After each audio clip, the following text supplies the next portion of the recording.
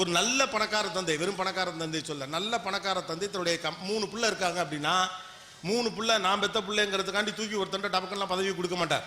அந்த 3 பிள்ளைகளிலும் எவன் இந்த சாம்ராஜ்யத்தை சரியாக நிர்வகிப்பான், எவன் இந்த நிர்வாகத்தின் மூலமாக கிடைக்கக்கூடிய பணத்தை மற்றவர்களுக்கும் பகிர்ந்து கொள்ள தயாராக இருப்பான், தான் மட்டும் உண்டு வாழாமல் மற்றவர்களையும் சேர்த்து அழைத்து செல்ல வேண்டும் என்ற நல்ல மதியோடு இருக்கக்கூடிய பிள்ளை யாருன்னு பார்த்து, அவன் கடைசி பிள்ளையா இருந்தாலும் பரவாதான், மூத்தவங்க 2 பேர் பெரிய சண்டைக்கே வந்தாலும் பல்ல கடிச்சுக்கிட்டு நின்று கடைசி பையன் கையில தான் கொடுப்பாரு. ஏன்னா இவன் கையில கொடுத்தா தான் உருப்புடுன்னு அவருக்கு தெரியும். அப்ப வாய்ப்பை கொடுக்கிறவன் சோதிப்பான். நீங்கள் சோதனையில் இருக்கிற போது மனிதர்கள் உங்களோடு கூட இருப்பதில்லை. காரணம், நீங்கள் சோதனையில் இருக்கிற போது கடவுள் உங்கள் கூட இருக்கிறார். அதான் உண்மை. இது புரியாம தான் கடவுளை ஏன்டா கஷ்டத்தை கொடுத்து அவர் அங்கே லூசு போல செக்கிங் போயிட்டு இருக்கிறா.